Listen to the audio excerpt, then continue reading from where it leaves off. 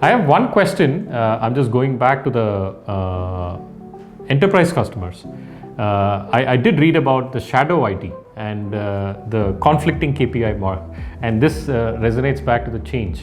Can we just discuss that in a few lines? Because I see that could be a derailing factor coming to change management and things like that. Any words on that?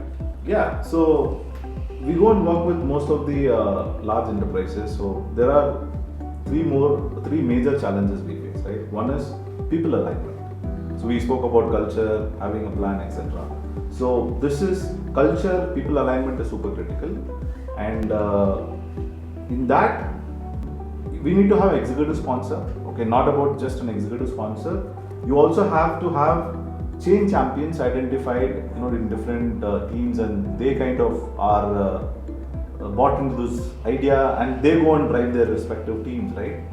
And the second major challenge what we have is this shadow IT. Most of the companies have shadow IT model, right?